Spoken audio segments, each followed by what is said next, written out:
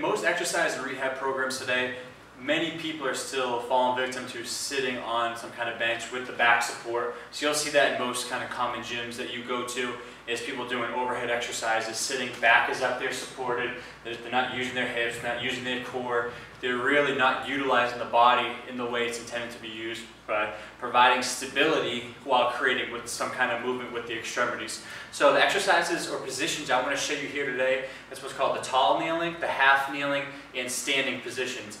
If you add these positions to your program, you'll find that you'll utilize the core a lot more. There's really no need to go through a whole exercise program, and then once you get to the end, you need to lay down on the ground and do a few core exercises and those types of things. You can get that in the exercise program if you structure it the right way with these positions. So first one is the tall kneeling position.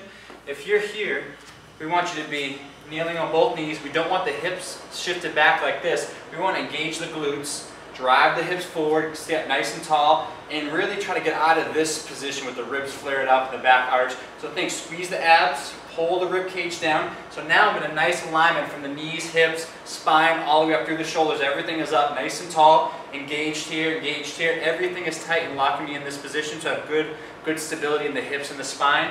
And then from there, whatever exercise you were doing seated, you can do from the ground. So some Arnold press, or those shoulder presses here.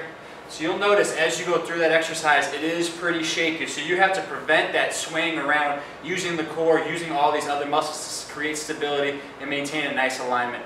So our second one is what's called the half kneeling position. Pretty similar. From here, tall kneeling, all we're doing is bringing one leg forward, trying to bring that ankle right directly underneath the knee.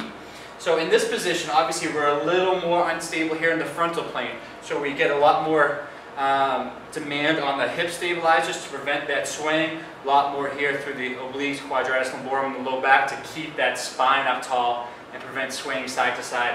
So same thing here, engage the hips, don't want the rib cage up, pull the abs there, pull that rib cage down, so back is up nice and tall, and then same thing, whatever exercise, engaging those muscles, holding the entire time, nice deep breaths, going into that overhead exercise, whatever it may be.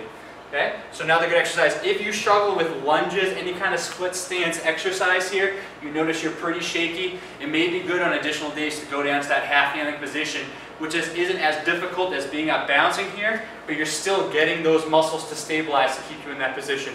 Then our third one is just standing. And most people sitting at desks all day, it's good to do those kneeling positions first to get that down, to get that good spine, hip position, and then go into the standing version. So from here, you'll notice a lot of people come and they press overhead, they tend to arch the back. So that's what we want to work on in those two previous positions of keeping good alignment, squeezing the glutes, and then squeezing the abs and pulling that rib cage down, holding a nice alignment from head to toe.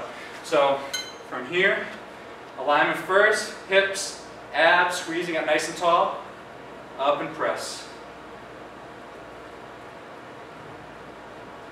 Okay.